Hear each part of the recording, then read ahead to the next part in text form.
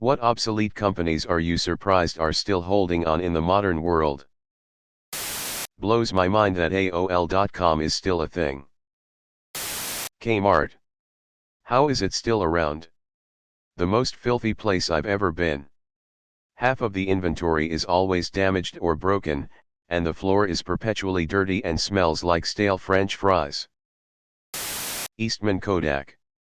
In 1996 the king of photography had 2/3 market share on film and photographic supplies and $16 billion in sales, equivalent to $30.78 billion today.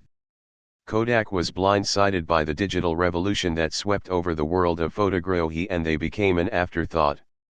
Kodak's 2021 sales were only $1.15 billion and I'm surprised they were that high. Hudson's Bay Company.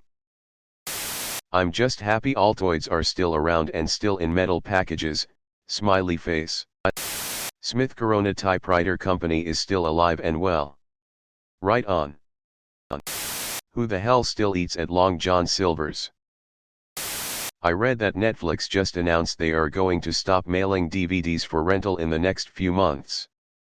I thought they stopped doing that a long time ago.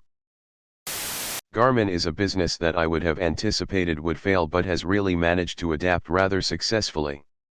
I predicted that Garmin would be on the decrease since GPS technology is nothing new, we have them on our phones and integrated into our cars. However, they began producing running-specific athletic watches that track your heart rate, track your calories burned, count your steps, and, of course, tell the time. Despite being more interactive, they resemble Fitbits. World Book Encyclopedia. King of Queens has an active Twitter. Xerox. It's like they have been actively and consistently trying to snatch defeat from the jaws of success for the last 3+ decades.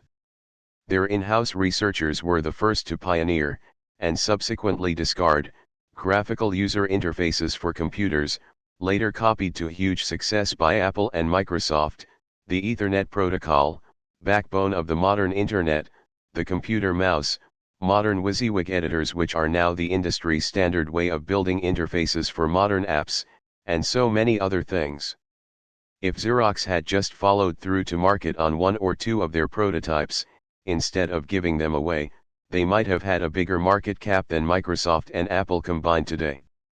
Instead, they are mainly still just making copier machines like they are perpetually stuck in 1958, yet somehow they are still in business. That's just crazy to me.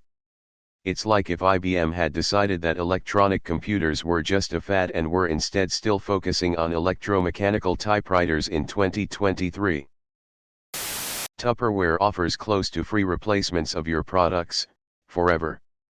You only need to buy something once and then you basically have it for life. How do they make any money? We haven't bought anything new from Tupperware in like 20 years, we just send stuff back and they replace them. Cutco. Seems like they could be much more successful if they dropped their current sales rep pyramid model. The Yellow Pages. There's a secret society among us that is keeping Long John Silver's afloat. Pinkerton Detective Agency. The fact a single employee survived outside of a prison or noose after the year 1870 is one of this nation's greatest failures. The fact they not only still operate but seemingly operate with some level of ridiculous authority and protection is proof this country has never been run by the people, or for the people. I mean, we all know mattress firms are a nationwide front, right? MySpace.com is still fully functioning. Applebee's. I can microwave my own food.